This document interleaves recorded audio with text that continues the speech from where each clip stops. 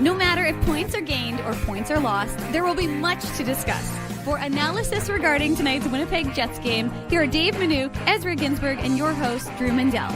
The Illegal Curve post-game show, presented by Play Now, the official sports betting partner of the Winnipeg Jets, starts now. It's quite fitting that on Saturday, when we celebrated our 16th anniversary of the Illegal Curve Hockey Show, we had some technical difficulties. And tonight, when it's actually our 16th anniversary of the Illegal Curve Hockey Show, to the date, February 4th, 2009, it's only fitting that we continue to be the well-oiled machine that we are, as Dave managed to forget both his microphone and his camera in preparing for tonight's Illegal Curve post-game show. We just are that well-oiled. Not quite as well-oiled as the Winnipeg Jets, mind you, but well-oiled nonetheless. Good evening, Winnipeg. Good evening, Manitoba. And for all those joining us live on our YouTube channel and all of our social media platforms, we say good evening, universe, and welcome to the Illegal Curve post-game show, where we are here tonight to talk about the Winnipeg Jets, victors of 7 wins in a row, and Eric Comrie getting his first shutout as a member of the Winnipeg Jets since April 27th, 2022, in tonight's 3-0 victory over a very good Carolina Hurricanes team. Dave, good evening. Great to see you. Even if it's only tall, narrow Dave, it's better than no Dave at all. I apologize for my my poor form tonight, Drew, but yeah, I believe it's called pulling a Ginsburg. Yeah, that's what we call it, but I apologize to everyone in the chat for not having the crisp mic and everything else. But you know, it was another big win for this Winnipeg Jets team, 7 in a row. The number one, you know, the old saying, "There's no place like home." Once again, they've got the number one home record in the entire NHL. So Canada Life Center is a formidable hockey town, or hockey building, I should say. Eric Comrie was excellent in this hockey game. As you said, Drew, picking up a shutout. I suspect the person who, when we reported that it looked like Eric Comrie was going to be getting the start, said, chalk up the win. There goes the win streak. So they may be deleting their comment because it is, in fact, another win for the Winnipeg Jets. 2 in a row now for Eric Comrie. And this was a good win. I mean, this is a good, very good Hurricanes team. They've lost 2 in a row now. But they were 6-2-2 coming into tonight's game, which pitted, I should say, the best penalty kill in the NHL in Carolina against the best power play in the NHL in Winnipeg. And, of course, we know who came out on top in that battle. So, which, by the way, is a little, by way of a hint, teaser alert, Connor Hrabchak will have a good power play article coming out tomorrow. And luckily for us and for him, he delayed it one day, so he got to include them going 2 for 3 against the best power play in the NHL. Yeah, and that's really, the Winnipeg Jets. This was just another impressive victory in what has been a series of them. I mean, going back to the game, the road trip, you beat Montreal, you beat Boston. Well, you're supposed to beat those 2 teams. Mm-hmm. And then you have really 2 of the class teams in the Eastern Conference back to back, one on the road, one at home, not back to back in terms of days, but back to back in terms of games. Yeah. You beat the Capitals in overtime, as we all know from Saturday night. But tonight against the Hurricanes, the Jets, especially in that third period, Dave. Yeah. Where that Carolina needs to find a way to push and grind and get back into this game. That third period by the Winnipeg Jets, where the high danger chances in the third period were 9-3 in the Jets' favor, to me is just, again, another one of the more impressive feats we've seen from this Winnipeg Jets team in a season full of impressive performances by the hometown team. Carolina's a good hockey team, folks. We know that. Carolina, I don't know that they're necessarily the class of the East, but with Mikko Rantanen there now, they're certainly going to be in that conversation as one of those teams that you expect to be there at the end. Their goaltending leaves me a little bit nervous still. Whatever. That's not my problem. That's there for them to figure out if they've solved that bugaboo. But for the Jets to do what they did, particularly in the third period of a 2-goal game where, the worst lead in hockey, blah, blah, blah. Do you sit back and play defensively, or do you step on it and try and increase the lead? Well, we know what the Jets did, getting the goal, increasing the lead, outchancing them high danger-wise 9-3. But at the same time, they played such stellar defense in front of Eric Comrie in that third period that all in all, this is a hell of an impressive victory for the Winnipeg Jets. All 18 skaters, Eric Comrie in net as well. And of course, video coach Matt Prefontaine doing his part to get the Winnipeg Jets into victory, successfully challenging the opening goal by the Hurricanes and then successfully challenging the third goal for the Jets after it was disallowed. Just all in all, organizationally wide, Dave, an impressive performance by the Winnipeg Jets. I know I got some hate from some folks in Carolina who were not happy that I said that was the right call by Matty Prefontaine when he made that.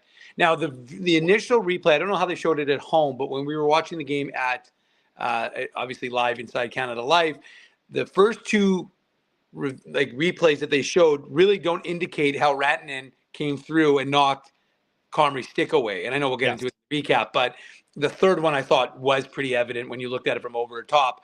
And you got to give Matt Prefontaine a lot of credit. I mean, we were talking about it in the press box. He's lost one challenge so far this season, and that was the one that was that one that Connor Hellebuck was none too pleased about, I believe, against Tampa Bay, where he wondered aloud what was goaltender interference. So, that he's been exceptional, and to get 2 successful challenges in one game isn't insignificant. So a big thing by Connor Hellebuck. Matt Prefontaine, in order to kind of really, that could have changed the whole tenor of this hockey game, of course, Captain Obvious. And instead, he keeps the team in it, and then of course they score on the power play. So, yeah, you're absolutely right, because I was watching at home tonight, and at first I'm like, I don't see goaltender interference here, but it's only on the replay. And I think I've discovered what goaltender interference is. Then the NHL has sort of figured it out. If you enter the blue paint on your own, as in you're not pushed in there by a defender, if you enter the blue paint on your own and in any way, shape, or form impede the goaltender and his ability to make a save, they're going to disallow the goal. And you saw Rantanen enter the blue paint on his own. Does Pionk give him a little bit of a jab? Yes, he does. But Rantanen went there first on his own, and you can clearly see on the overhead replay that his body impedes Eric Comrie, like the top part of Eric Comrie's shaft of his stick. And as a result, Comrie is unable to fully extend with his blocker to get into a full position to make the save on the Jackson Blake shot that eventually went in. So in this instance, I think that it was pretty clear. Player enters blue paint, player impedes goaltender, however marginally it may have been. But I think it was actually more than just a little marginally here in this one, because he impeded the stick, and as a result, the blocker. No goal. It's pretty straightforward on this one. I know that people in Carolina, of course, are looking through it through their fandom lens. So I understand why they might be upset with you. I mean, I'm upset with you right now, to be perfectly honest, with the poor technological capabilities we have going on. Yeah. But nonetheless, no goal, and that's really, I mean, I don't know if it's the TSN turning point. Here's Scott Arneal. We'll continue this thought afterwards. You got wind of it. I was going to get Matty. He wouldn't come. I wanted him to be the guy. Would have been great to have him at the podium here. I know it's a collective effort when you decide to challenge these things, but maybe take us through the two. Obviously, the first one, Eric and Neil, I think both had their arms up. Were you pretty confident that's coming back? Yeah, that one we were pretty sure on, because we didn't push Rantanen in. He kind of went through the blue paint and got his stick. So the second one, was a little trickier, just because of what the score was, and we're at. I don't know if it's 1-0 game, if we're maybe going to make that call, just because it was overturned on the ice, and those are tough ones when the referee overturns them like that. So, but I think we had enough video, saw enough that Matty, and we decided that would be the right call. Right. In hindsight, the first period challenge, I mean, you could say it was a pretty big turning point, right? Sure. Instead of chasing the game, being down a goal early, you guys get it, and then you score shortly after. Yeah. So big swing there.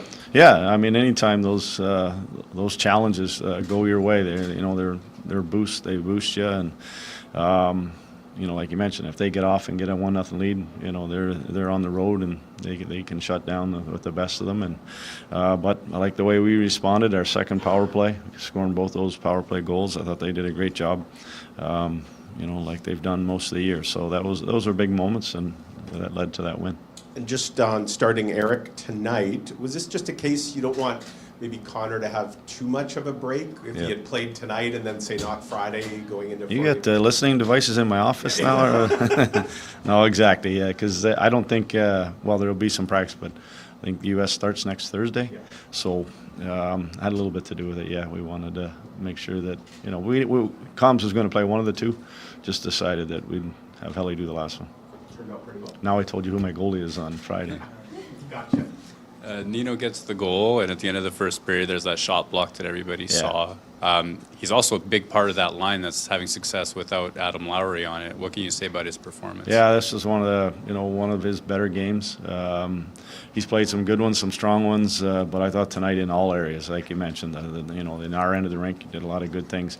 His wall battles, when he's really on his game, he wins those, whether it's on the breakouts or that's in the offensive side. But he had a lot of situations where he was net front, had some rebounds, had some tips, created sort of the chaos that's around there from just his big body being there. And, I think on Pionk's goal, he was the one battling on the wall that kind of helped dig that out of there. So lots of good things that you like to see from a guy like him, big power forward. Nemestikov's line looks like it's creating more and more often, and maybe him in particular, his shifts where he takes over are more often now than a little while ago. What's changed there that's working so well? Yeah, I'm not sure. I think there was a little bit of fly coming off the injury. Now they've kind of up and running, and you can tell they're in sync with each other. I really see it when they get in the offensive zone, how they make those 10-foot passes to each other, and they kind of scissor cycle, and they kind of use the three of them are fairly close together, and somehow they come out of that sort of pile up, and there's one of them going to the net all by himself, or there's somebody who gets a real good look. They feed off each other real well. I know they talk a lot, they look at video a lot, and they kind of build off of sort of stuff they've done in the past. Just wanted to also ask about, does the top line maybe feel pressure to get Scheif that goal? Do you think that there's a bit of that? Well, I think it just happened the other night. It just happened. I don't think there's anything going down that road. I think it'll happen when it happens. Our group, I haven't seen it yet where everybody's deferring and trying to get him the puck, but I think that if we're later in the year or if it was something like that, I think that you might see it. But for now, I mean, he just tied it the other night, so we'll see how it plays out. On the second challenge, I know that it happened sort of at a TV timeout, but how much time do you and Matt usually have to decide if you're challenging or not? Yeah, usually not that long. Right. And usually there isn't a TV timeout, so I asked if I could tell them my answer at the end of the timeout. They wouldn't let me do that. But the big thing, usually it's not much more than 30 seconds. You got to make your decision pretty quick. And there are a bunch of different angles that you have to kind of look at. And that one specific, because above it wasn't really helping us. Yeah. The referee had mentioned that it was interference on the goalie before the puck hit the goalie, but it wasn't after we saw what we needed. We didn't know that was the call. The referee did tell us that it was goaltender interference prior to the puck hitting the goalie, and then once we saw all the video, it wasn't. So that's how we felt pretty confident that we were going to move forward. Coaches often say that video coaches are kind of the hidden gem of their staff, and tonight we saw that as a result. But just in general, what can you say about what someone like Matt and the video staff do for you in your job? It's the amount of work they do behind the scenes is unreal. Him and James Cochran. All our pre-scouts, we go back sometimes 3-4 games on every opponent. So all that video has to be ready for all the different coaches, whether that's 5-on-5 or specialty teams. Our analytics department goes through them on the hockey side and then moves upstairs as well. But they, we have that stuff handed to us the next day. The amount of work those guys do is, it is yeoman's work, and they do a ton of stuff. And then then you get into pressure situations of what, like tonight. Like, well, those are big moments, and they're big situations, and that was really the big one for me. Like I said, if that's a 1-goal game, I'm not sure how far we go down the road on that one, and with 3 minutes to go. But those guys are good at what they do, and our success. We always talk about our family and our group. Our coaching staff isn't just the guys you see on the bench. There's a lot more of us, and Matty and James are a big part of that. Just one last one. On the second power play unit, Cole said last game that he thought that the unit has been a bit more assertive with the way that they're attacking it. Tonight, again, there was another instance. What do you think has led to that shift there in terms of maybe how they were playing before to how that 5-man unit is playing now? Yeah, the big thing, and they did it in Washington, is we're not just trying to get set up in the zone and then try to get a scoring chance. The first goal and then the one in Wash, we scored off the rush. We broke them down and got inside and got a great look. Obviously, Nino got a great pass. It just that our mindset is if it's a face-off, we're attacking. If it's an entry, we're trying to attack. If it's, obviously once you get set, then you're going into the sort of the sequence. But that group, they all can make plays, and that's what you're seeing. And I like the fact that their mindset is to attack, and that's what they did off that entry. And the other one, there was the battle on the wall. It was, Carolina is extremely aggressive, one of the most aggressive teams in the league on their PK, and that came down to a 3-against-3 battle, and we came up with a puck. I know the Orlov blocked the shot, but Pionk was ready to pounce on the next one, and that's the stuff you need to do. You got to work hard to attack.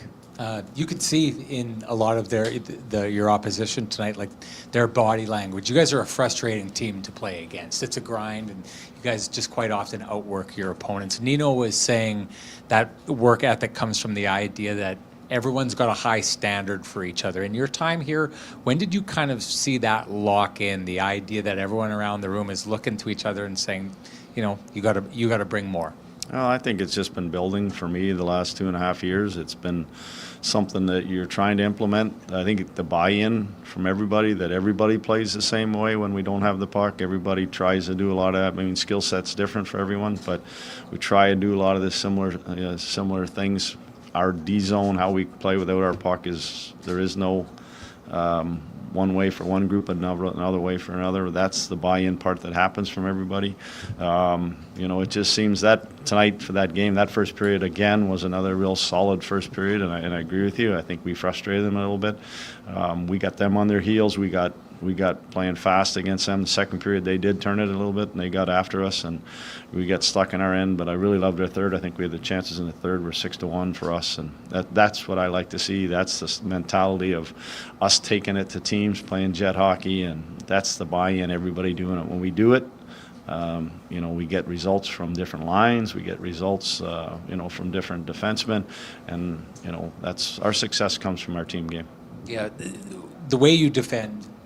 It's hard areas all over the ice for your opposition. On your wall, it says embrace hard areas. And I do notice from night to night, even when you're playing fairly good teams, it's almost like you can feel they're not as interested in grinding against that as your guys seem to be very interested in getting into that grind. How did you get them in the mindset to embrace hard areas the way it looks like you've got to do? I think that's just doing it and having success, showing it, talking about it, repeating it.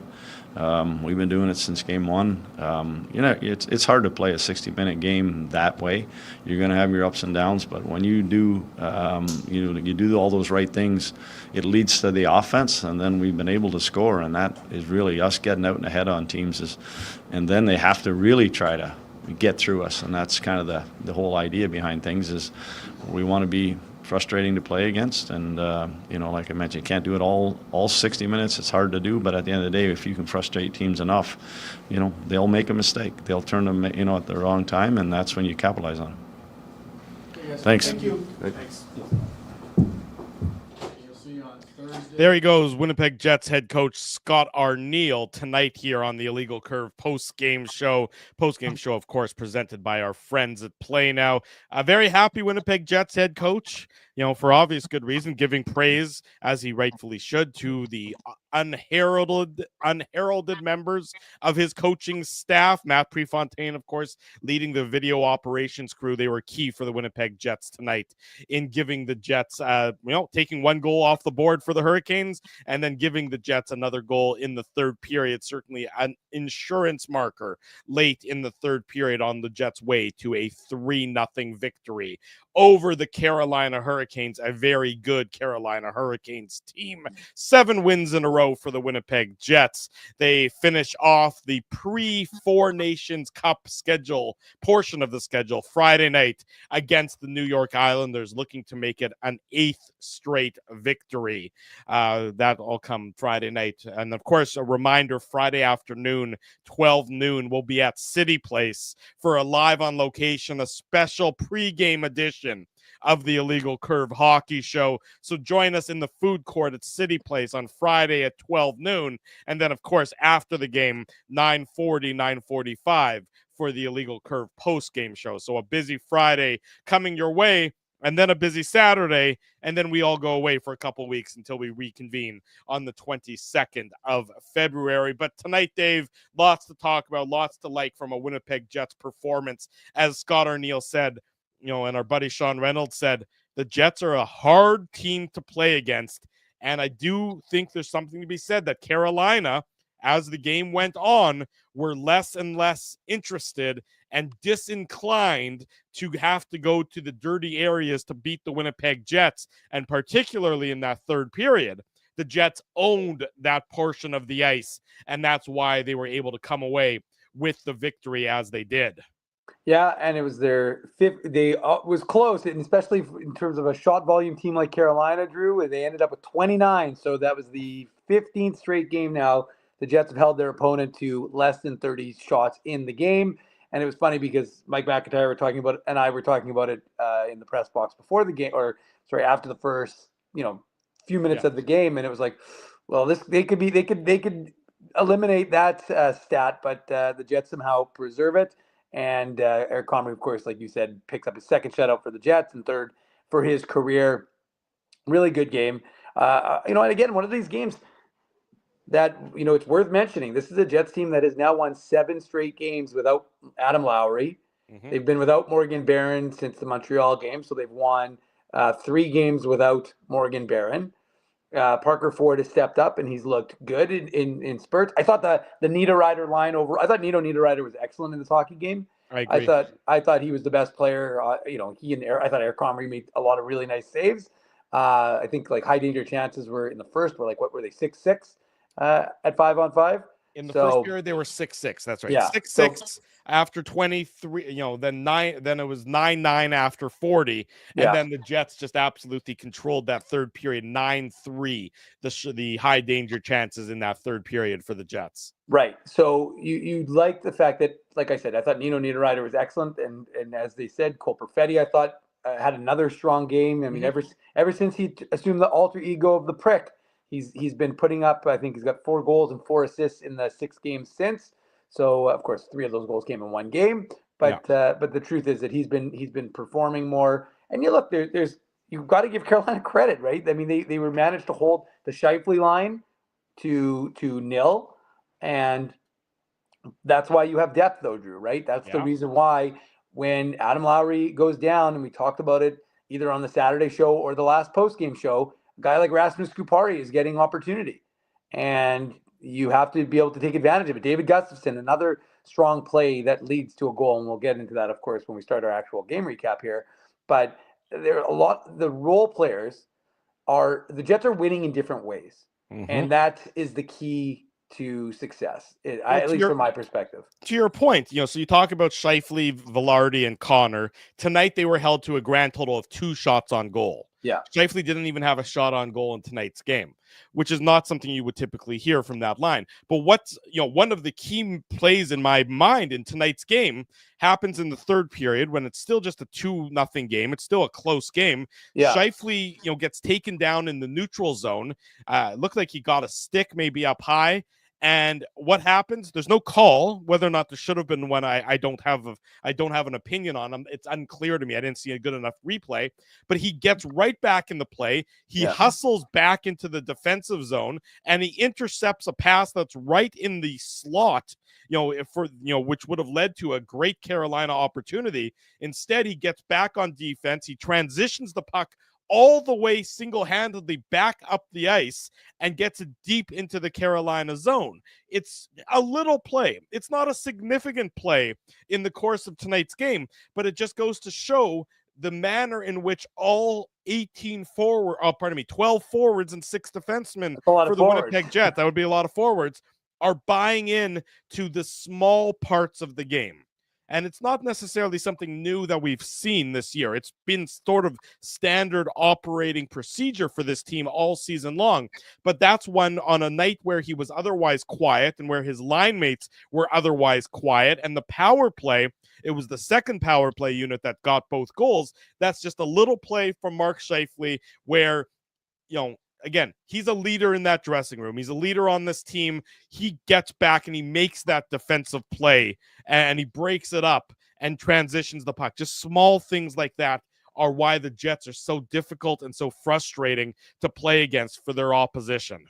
Yeah, and as Brendan Matheson is said, and I'm highlighting the comment here, the first line was quiet, but they drew both penalties the Jets scored on as well. So, of course, you're right, Brendan, by that point, and it is a good one, right? Because both instances, well, for the first 2 power plays, I should say, the second unit started, and I still have to go back and maybe if someone has access to the splits, I haven't looked them up yet, and but I'm curious as to what, because for a while it was even Steven, then the first unit, I should say, started to score a number of goals in a row, and now it's the second unit, I think, has goals in 3 straight games. Is that right, Drew, or something to that effect? I think it's 4 straight. It's now 4 straight power play goals, if I'm not mistaken, by the second unit for the Winnipeg Jets. Yeah. So if I said 3, but for your and the other thing that's notable, and I mentioned I wrote it down. 4 straight goals from the Jets' second power play unit. So there you go. And the other thing that is worth noting is the fact that we talked about the number 1 power play versus the number 1 penalty kill. Carolina had not allowed a power play goal against in their last 7 games. So they, again, in addition to being the best unit, hadn't been allowing goals. They gave up 2 tonight. Right. So, it's always interesting, right? We always talk about, usually it's in the NFL when you talk about what's better, offense or defense or CFL, whatever. But the point is, in this instance, is the PK or the PP going to be the more deadly when it's 1 versus 1? And then in this instance, in a game where, the game was ultimately decided by those 2 power play goals, the first 2 power play goals, the power play came out on top. Well, it's funny, and we'll get into the goal-by-goal recap, the play now game recap here in a second. It's funny you talk about sort of the matchup between the Jets, immovable force that is their power play against the irresistible object that is the Hurricanes penalty kill. Yeah.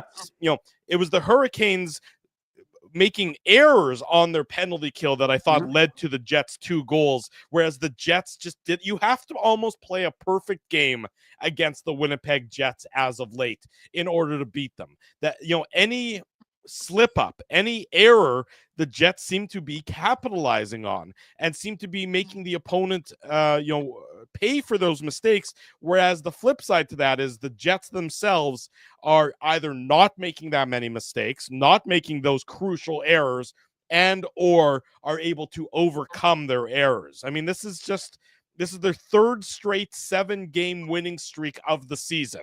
Yeah. I mean, that's a pretty impressive record. We know how good the Jets have been this year. We know where they stand in terms of the NHL, in terms of the standings. We know that they have the most points in the NHL. But, to have, of your 38 wins, 21 of them come in 7-game stretches in a row speaks to just how dominant they have been. And anytime they haven't been dominant, it's only been a very small blip, and then their dominance resumes. And that's something, of course, they'll look to continue, make it 8 straight before they wrap up on Friday against the New York Islanders. We'll get into it. Sorry, you go ahead. I see. Nothing. I just think that, how many times do we talk about the idea of banking points, right? Throwing points into the standings bank and being able to, look, today was the first time the Jets were advertising for playoff tickets at the arena. Yeah, I know, but think about it. I got the email also.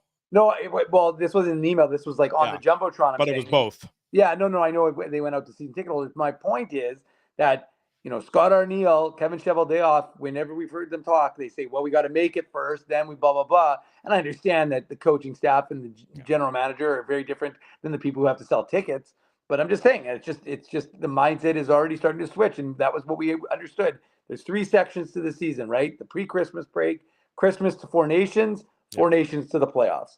So the Jets are 1 game away. And, I probably should mention, because one of the things that was talked about in today's media availability, and I thought was rather, I don't know how many people heard the comments from Kevin Cheveldayoff. He was on a podcast yesterday. Darren Millard and John Shannon's podcast. Yeah, the new one's called 100% Hockey or something like that. But it's a terrible name. Yeah, it's interesting. But anyways, he basically, Cheveldayoff, and if you didn't hear it, don't, of course, go and listen to it now, but it's on illegalcurve.com, and I've got some of the highlights, pointed out on the page, so you can see those, but in quotes. But one of the things I thought it was interesting was his talk about Adam Lowry, because he basically said, well, he's not on the ice. Okay, I thought, okay, that's notable because we weren't certain, and we got more information on that today. But then also basically said, yeah, there's a lot of markers that he has to, the mile markers he has to get past. So it didn't sound like it was anytime soon. Originally, Drew, remember when we heard about Adam Lowry, suffered this January 20th, so already 2 weeks ago, and we were wondering, okay, what does week to week mean? Is he close? And if not, realistically, it didn't make sense to rush him now, especially if he wasn't on the ice yesterday. But were you thinking, is he going to be available for the 22nd when they play in St. Louis right after Four Nations? My impression from what Scott Arniel said today, and I'll just be quick, none of them have started to skate yet. That was in reference to Morgan Barron and Adam Lowry. Might see them on the ice just prior to us getting back, prior to us coming back. But as of right now, nobody's been on the ice. So again, the break is coming at a good time for those two, but it just doesn't seem likely that the captain and Morgan Barron are going to be anytime soon. And he did say that Morgan Barron is a little farther behind Adam Lowry. So again, worth noting that the break is coming at a good time for those guys to heal up, I should say. Yeah, no question about it. Great time for everybody to heal up. To get 2 weeks off in the middle of the season will do wonders for a lot of the players who are nursing bumps and bruises. We know it's never going to be perfect at this stage of the career. Everybody's at this stage of the season. Everybody's got something going on. But for those who aren't playing in the Four Nations Cup, to be able to go take a 2-week vacation, rest, relax, recharge for the final, 26 games, and then what the Winnipeg Jets hope for is a lengthy playoff run will certainly, I think, do wonders for a lot of the members of this team. Let's get into the goal-by-goal recap. The Jets were victorious 3-0 tonight over the Carolina Hurricanes. We'll go period by period. We'll go goal by goal, breaking it all down. The Play Now game recap. It's brought to you by our friends at Play Now. They're the title sponsor of the Illegal Curve Hockey Show and, of course, the Illegal Curve post-game show. Learn to bet with Play Now, the official betting partner of the Winnipeg Jets. Sign up and get up to $250 in bonus bets. Conditions apply. 18 plus. Enjoy responsibly. Big thanks to our friends at Play Now for their continued support of Illegal Curve Hockey. Hurricanes had a good start to this game. The first 3-4 minutes of this game, first shift of the game almost featured a couple of good opportunities for the Hurricanes that Eric Comrie certainly had to be sharp on.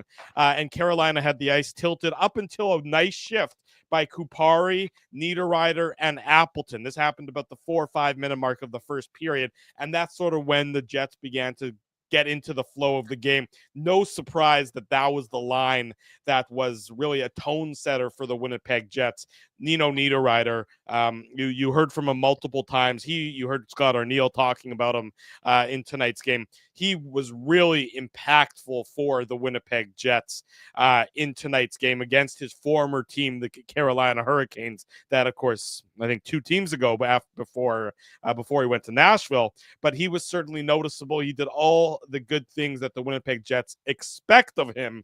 Yeah. And then that culminates in getting the opening goal in tonight's game. This a power play marker at the 19:18 mark of the first period. So late in the first period with Walker. Walker in the box for the Carolina Hurricanes. That, of course, being Sean Walker. He takes that late tripping penalty after a good shift by Scheifele and Connor and Velarde. So the second unit gets to start, and Niederreiter gets his 14th assist to Alex Iafallo and Vlad Nemesnikov. And what Scott O'Neill alluded to, in his post-game comments, Dave, is this isn't a traditional power play goal where you get the zone and you set up and you move it around and you get the shot that you like.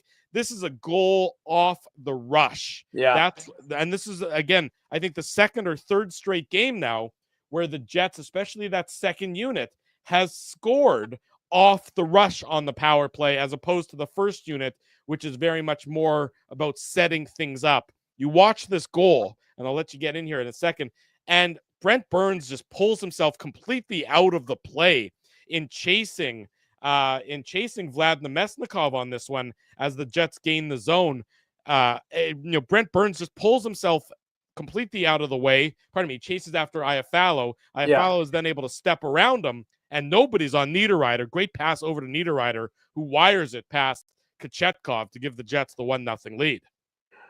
Yeah, no, you're right, Drew. And it's funny because, like we've talked about, I thought that Vlad Nemesnikov could have had a goal early in the first period as well. Mm-hmm. He had a pretty good chance, but this is just a nice play by Alex Iafallo. I mean, it's connected. It's, again, these guys are so, and that plays with that happens obviously with the consistency and these guys staying healthy for the most part. So, having some familiarity, but shocking. And again, I don't like when I say that Carolina is the number one power play, a penalty killing unit. I would imagine it's similar numbers at home and on the road, but it's amazing if you look at the disparity between their home record and their road record. Carolina has 20 or 21 wins at 20 home. wins at home. And they've got 12 on the road. They're 12 now because they lost tonight. So they're 12-12-3, I think, on the road. So it's a pretty big disparity to be that good at home and yet be a 500 team now on the road. But so I would imagine even if their PK numbers are slightly skewed, they would still be a pretty good one, obviously, because they're the number one unit in the NHL. Well, but that's what I'm talking about when it comes to, I mentioned it earlier about they make the mistakes. Their penalty kill was very impressive. After, for the most part in this game, I thought their penalty kill was impressive, which is hard to understand when you say that they give up 2 power play goals. But you look at this goal, and again, Brent Burns is just freelancing here on this play. You go back and watch the replay. It's just a weak sort of stick check attempt, and he pulls himself completely out of the play. He's defending the boards by the end of at the end of his attempt, and Iafallo is just, okay, I'll just walk around you. You're not going to really do anything here. So for a team that is so is so skilled penalty killing wise, really did a good job preventing the Jets from getting set up on any of their later power play opportunities in this game. Brent Burns just decides to freelance on this one, and they get burnt. The Jets burn them. The Hurricanes get burnt. It turns out it's the game-winning goal. It's just you can't make mistakes against this Winnipeg Jets team right now, and Brent Burns on this one certainly made a big mistake. Well, and look at the guys who are on the ice. It's Martinic, Stahl, Burns, and Slavin. Sorry. So you've got those 4 guys. They're all very good, and yet you're right. It's very weird to watch the replay and see how they're almost like not expecting. I'm not going to say, and again, sometimes look, teams out east don't face the West very often, obviously, and vice versa. So maybe their pre-scout on the second power play unit wasn't sufficiently done. I don't know. I honestly don't know, Drew. Maybe they didn't take them as seriously as they should have. But again, it's just because like Alex Iafallo basically slices through these guys like hot butter, and he really sets. I mean, again, you're going to give Niederreiter credit, it's really a hot knife through butter. Just what did I say? Hot butter through knife? Butter. Oh well, whatever. And I understood where you're coming from, but it's a hot knife through butter. That's okay. You got to correct me. That's fine. Yeah, If I made an error, I want you to correct me. But look, it's just look. I mean, maybe it's whatever the analogy, the tortured analogy I'm trying for, Drew, that's the Jets. The fact of the matter is that Alex Iafallo really makes this play, and Nito Niederreiter, who, like I had said, had looked good throughout the course of that first period, he gets rewarded with his 14th goal, and there's not really much to talk about on the goal. It's just a great one-timer by him, but it's all set up by the fact that by Iafallo having the presence of mind and having the Hurricanes kind of watching him, kind of stick handle in the booth, and then boom, puts it over to Niederreiter, and he puts it into the back of the net. Exactly right. And then, speaking of Niederreiter, and we were praising him, huge shot block at the end of the first period. Yeah. Where I believe it was off of Orlov, if I'm not mistaken. He pays the price to block the shot. Again, the Jets sacrificing, the Jets sort of going that extra mile, like a lot of players do and a lot of teams do, but it's successful, and it's in a key moment of this game when it's still 1-0 at that point in time. Second period starts. And the Jets get another power play goal. This one, Taylor Hall, just a lazy hooking penalty on Gabe Vilardi. The penalty comes at the 2:12 mark of the second period. The Jets' second unit takes advantage again. Neil Pionk, his 8th of the year, assist to Cole Perfetti and Nino Niederreiter. And, the Jets win a board battle on this goal to be able to set it up. And it's a bit of a broken play. For sure. Go back and watch Sebastian Aho on this play. Again, allegedly during a penalty killing situation. He goes out after Pionk, to try and intercept the pass or try and, break up the pass along the boards.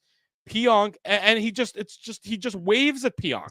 There's no physicality to it. It's a soft play. Then he goes for a bit of a skate into the neutral zone. He comes back into the defensive zone. But at this point in time, he's chasing the play. So after the shot block, Perfetti, takes the shot, and it's blocked by Orlov. Aho's out of position, which allows Pionk to walk right in, and from inside of the face-off circle, absolutely blast it past Kochetkov to give the Jets the 2-0 lead and also give us the Seagram shot of the game.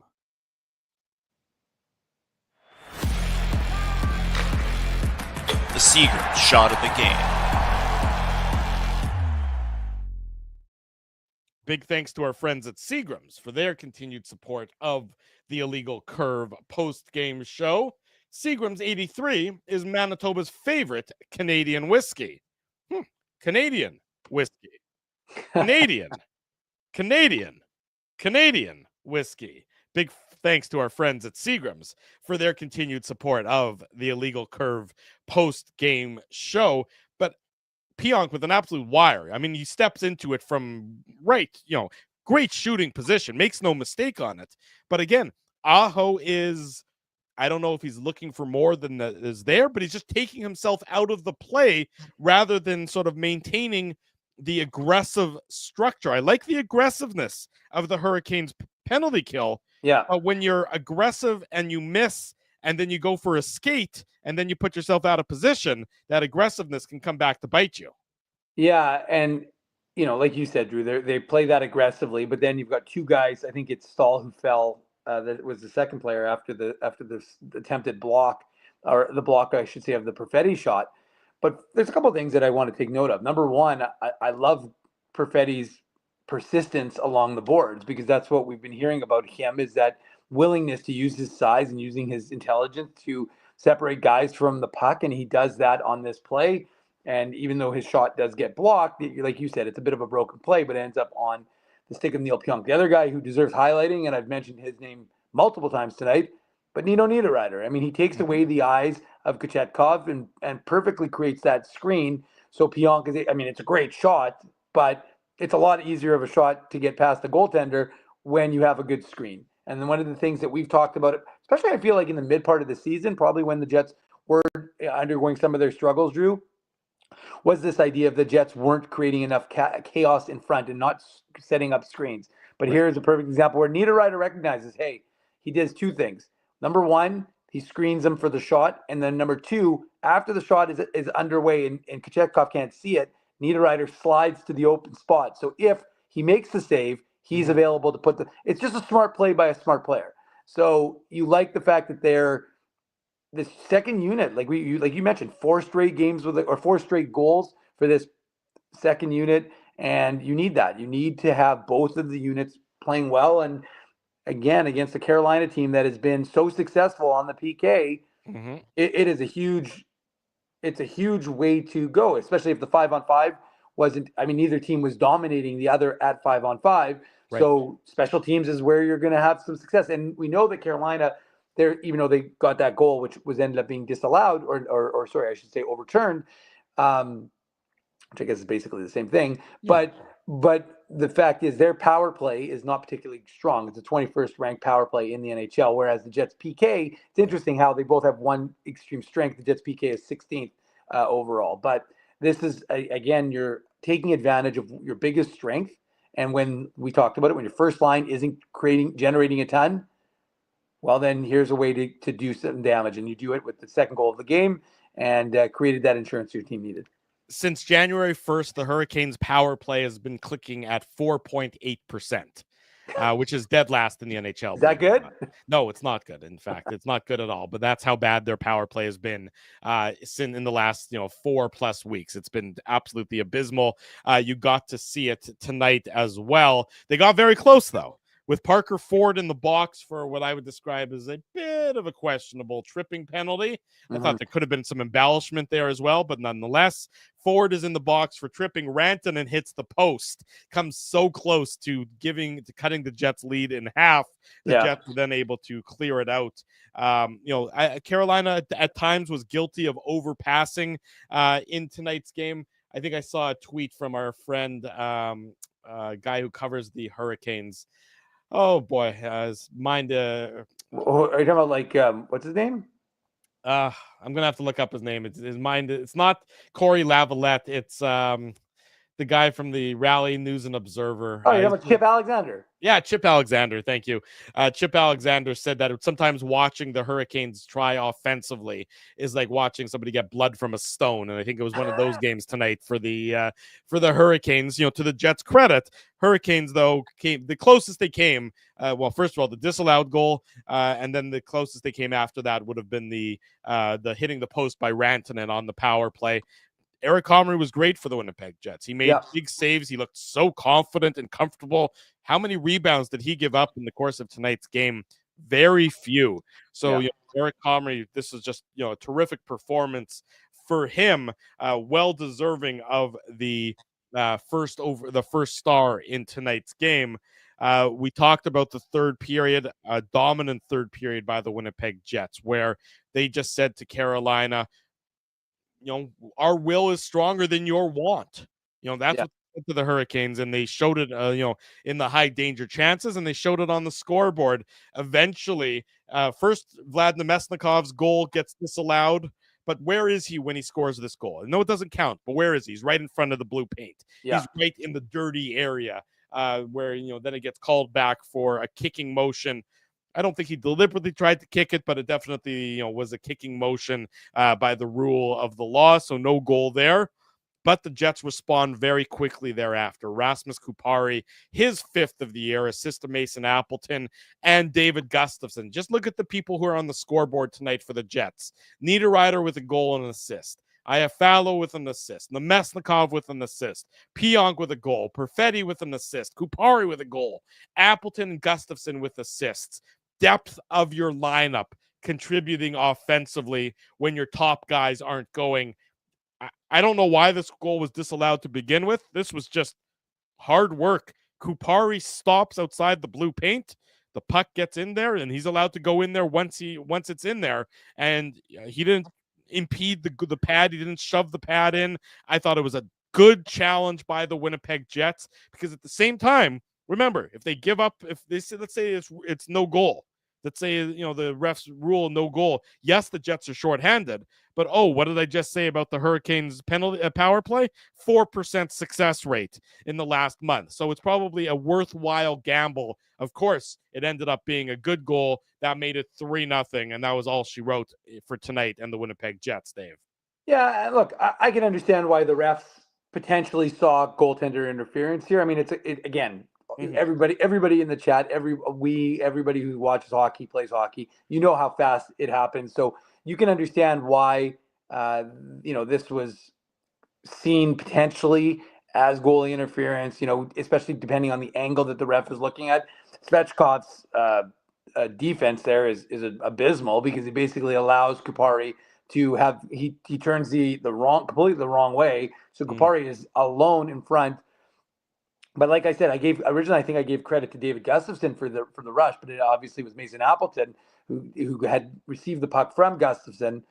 But yeah, Drew, I called it a ballsy challenge because you've got 341 regardless, and I guess I probably didn't realize that the power play for Carolina had been so abysmal. Right. But it's a 2-0 game, 3:41 to go, and you challenge. I mean, that is Kevin and Dan were talking about it on the broadcast.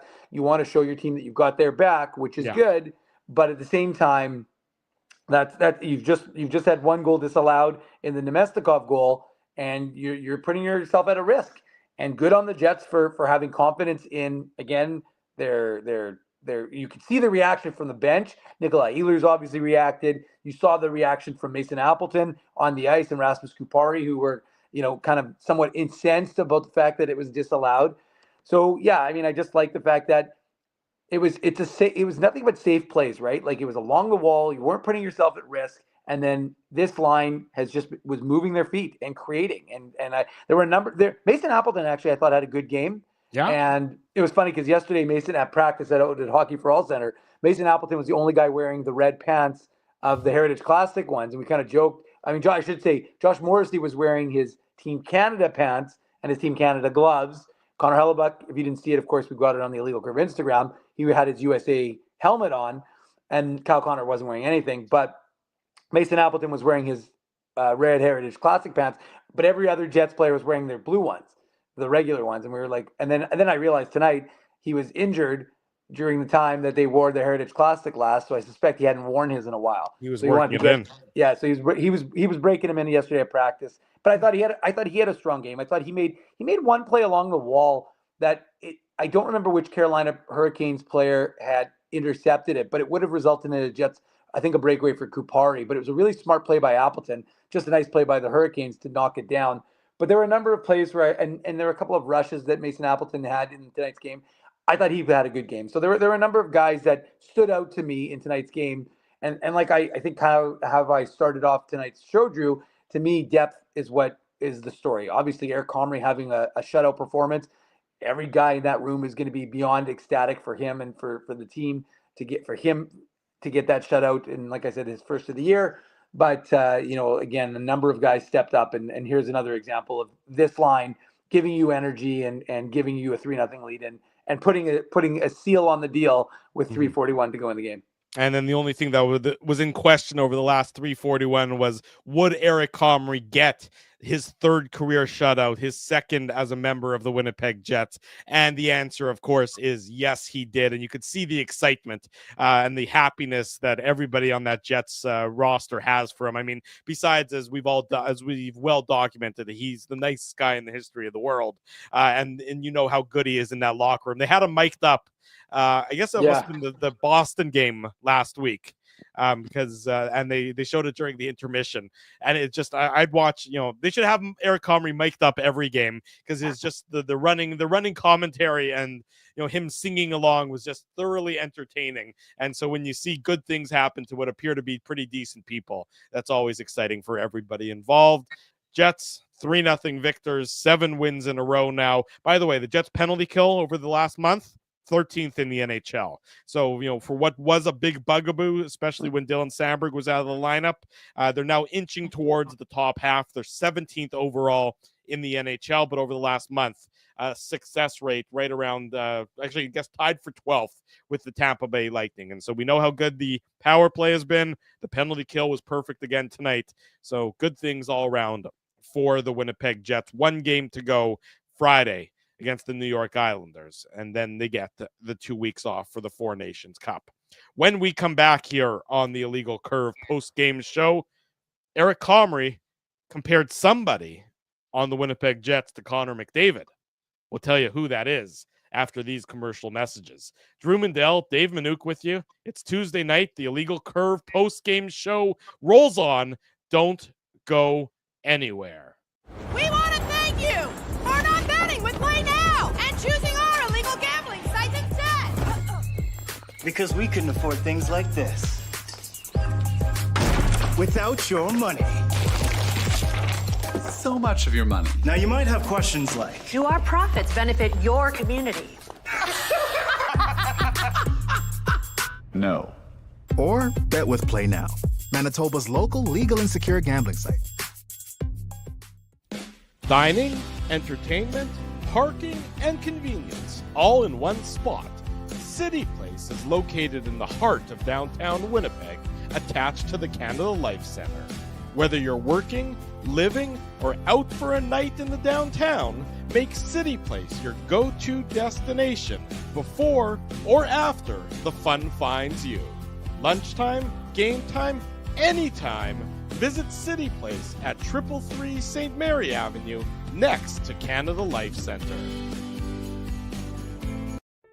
Holt Dental, the new official dentist of Illegal Curve, has a philosophy rooted in two unyielding principles: genuinely caring about patients and providing outstanding service. Being a patient of Holt Dental means more than just checkups and treatments. It's taking the time to listen and talk to each patient so they can achieve the best long-term health, functionality, and aesthetics for their teeth, mouth, and gums. Conveniently located at Grant Park Festival on Taylor Avenue, Holt Dental is dentistry of the highest quality in a comfortable and relaxed environment. For more information, visit holtdental.ca. Oh, and there's plenty of free parking at the front door, too. Celebrating its 40th year as Winnipeg's home for stand-up comedy, Rumors Restaurant and Comedy Club has recently been named Canada's top comedy club and a top 5 comedy club in North America. From birthday parties to date nights to fundraisers and everything in between, Rumors is your destination for the best and most affordable live entertainment Winnipeg has to offer. For more information on upcoming shows, Rumors' incredible promotions, and to purchase tickets, visit rumorscomedyclub.com. So you're a pizza person, you married a wing person, but somehow your kids are salad people. You can't pick your fam, but you can pick your BP meal deal, starting from $18.99 for takeout or delivery at bostonpizza.com.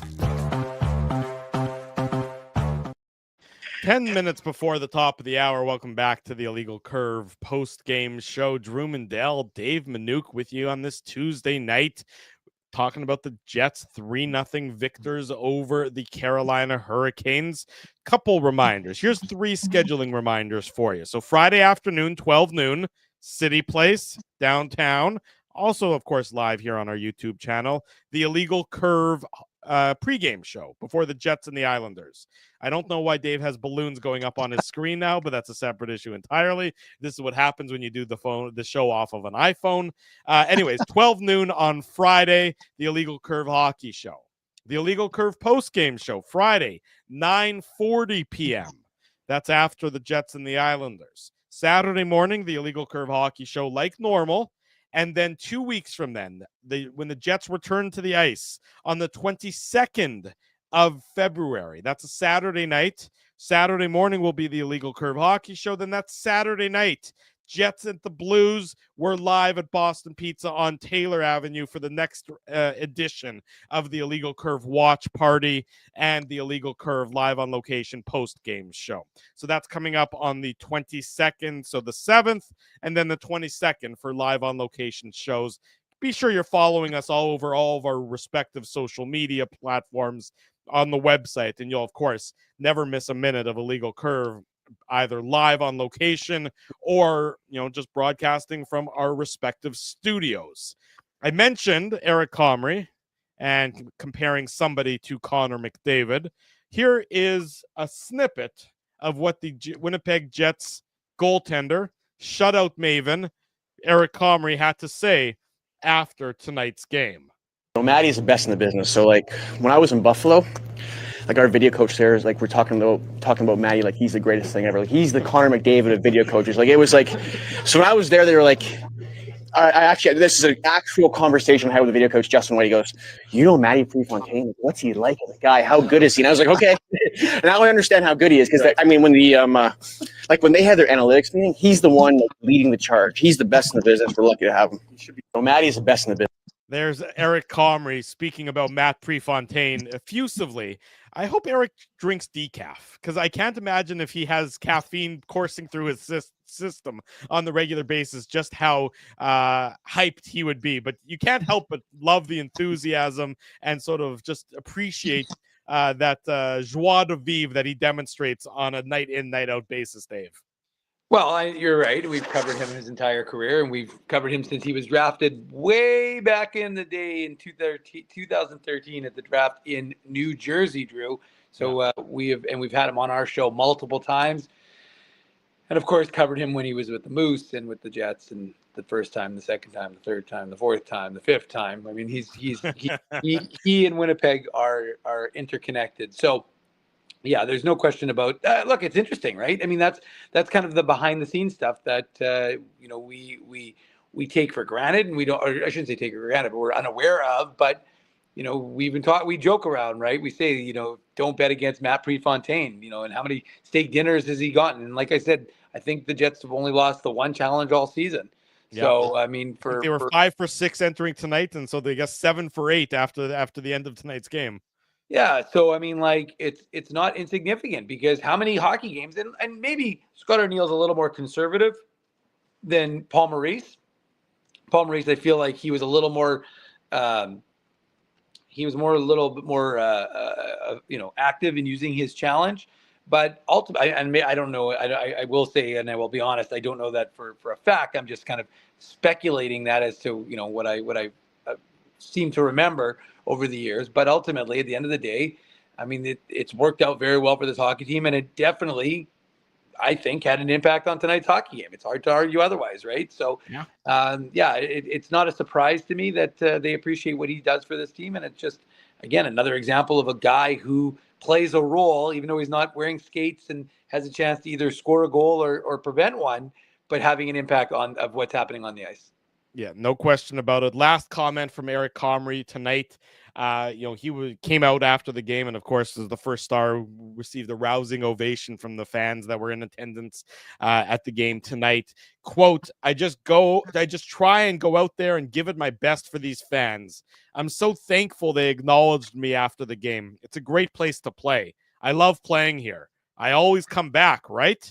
For the fans. Eric Comrie, the star of the show tonight for the Winnipeg Jets, but up and down the lineup, up and down the organization, lots of different people carry the water for tonight's victory, the 7th in a row by the Winnipeg Jets, defeating the Carolina Hurricanes 3-0, 4 for 4 in this stretch of 5 straight games against the Eastern Conference. The Jets look to make it a perfect 5 for 5 and wrap up the pre-Four Nations Cup portion of the schedule by winning their 8th straight. This coming up Friday night against the New York Islanders, where, to no one's surprise, Connor Hellebuck will be back in the net for the Winnipeg Jets. That does it for us on tonight's edition of the Illegal Curve post-game show. If you haven't already done so, be sure to smash that like button, subscribe to the channel, make sure your alerts and your notifications are on so you get notified each and every time we go live here, be it with the Illegal Curve Hockey Show that's coming up Saturday morning, or be it with the Illegal Curve post-game show that's coming up Friday night, or be it with a special edition show that's coming up Friday at 12 noon. Make sure your alerts are on and you're subscribing to the podcast as well. IllegalCurve.com is the website with all your latest Winnipeg Jets, Manitoba Moose news and audio. Be sure you're following us on all of our social media platforms, especially our Instagram account. Great photography from photographer, videographer extraordinaire Colby Spence. He was in attendance tonight, of course, at your game, shooting his great shots. So check those out on our Instagram page. Big thank you to all of the sponsors of the show. That's our friends at Play Now, Rumors Restaurant and Comedy Club, Holt Dental, City Place, Boston Pizza, and Seagram's. Support these fine businesses because of their continued support of Illegal Curve Hockey. Post-game coverage on the website, instant replay immediately on the YouTube channel, podcast soon to be available courtesy Dave M's efforts. Thanks to all of you for joining us. We'll see you again on Friday. For Dave Manouk, I'm your host, Drew Mandel. Until Friday at 12 noon, we wish you good night and good luck, and thanks for watching the Illegal Curve post-game show.